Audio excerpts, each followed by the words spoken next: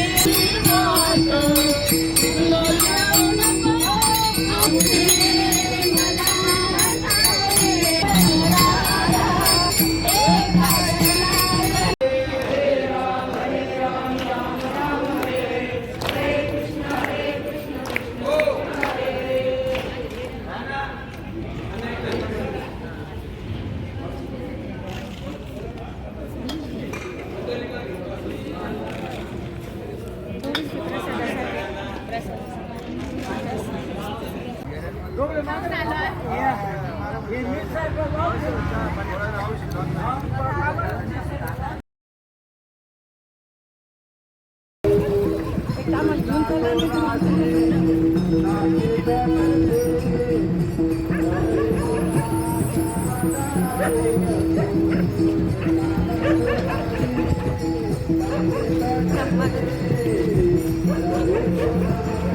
सर्वकाल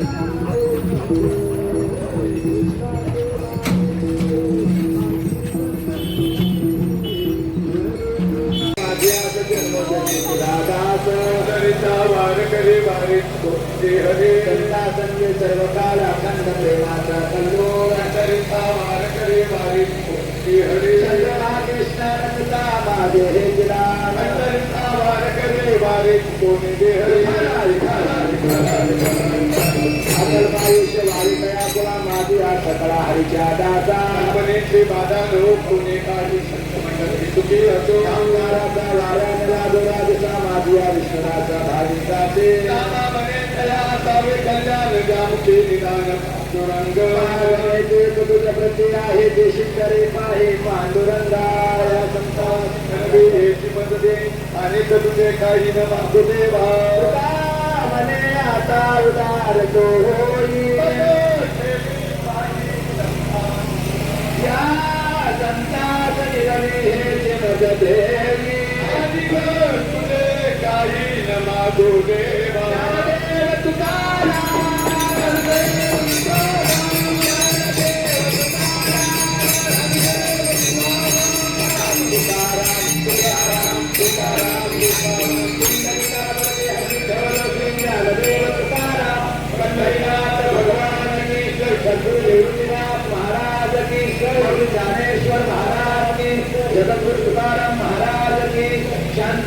काशी विश्वेश्वर काशीमध्ये त्या मंदिरामध्ये अनुष्ठानाला बसले आणि त्यांनी मनात अशी इच्छा धरली की मला ह्या कलियुगामध्ये महान भगवत भक्त भेटला पाहिजे तर जेणेकरून मला जी काही अध्यात्मामध्ये जी काही अडचण आहे प्रश्न आहे त्या प्रश्नांची उत्तर मला मिळाली पाहिजे. तर ते अनुष्ठान केल्यानंतर भगवान शंकर त्या भक्ताच्या साधकाच्या स्वप्नामध्ये गेले आणि त्यांनी भगवान शंकरांनी त्याला सांगितलं तुला जर महान भगवत भक्ताची प्राप्ती करायची असेल तर तुला इथून महाराष्ट्रामध्ये जावं लागेल. पुणे जिल्ह्यात इंद्रायणी काठी देहू नावाचं गाव आहे आणि त्या देहू गावामध्ये तुकाराम बाबा म्हणून महान भगवत भक्त आहे.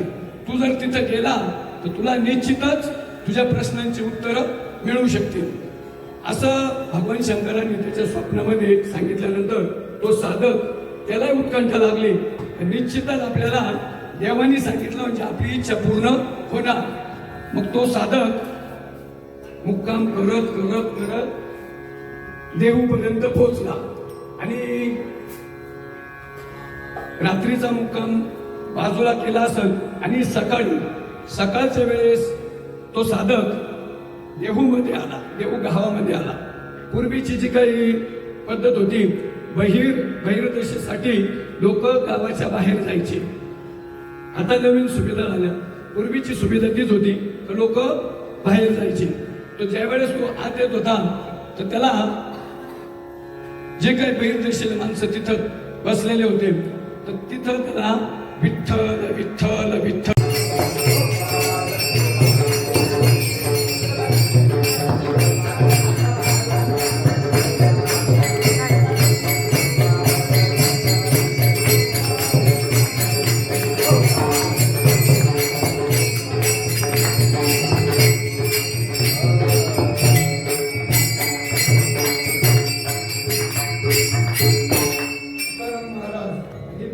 सर्व संत त्यांनी काय केलं आमच्यासाठी त्यांनी आपले देह जपले आणि जगाच्या कल्याणात संतांच्या विभूती देह कष्टविधी परोपकार सर्व संतांनी जे काही कार्य केलं आपली महाराष्ट्र भूमी म्हणजे सर्व संतांची भूमी आहे आणि या संतांच्या भूमीमध्ये सर्व संतांनी एकच कार्य केलं.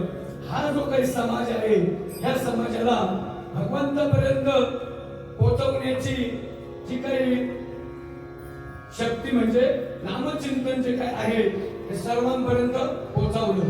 तुकाराम महाराजांनी काय सांगितलं, घेईन मी जन्म याच्यासाठी देवा तुझी चरण सेवा साधा वया हरिनाम कीर्तन संतांचे पूजन घालू लोकांगण. तुम्हाला माझा व्हिडिओ कसा वाटला नक्की मला कमेंटमध्ये सांगा. जर आवडला असेल तर लाईक शेअर आणि सबस्क्राईब करायला विसरू नका. भेटूया पुढच्या व्हिडिओमध्ये.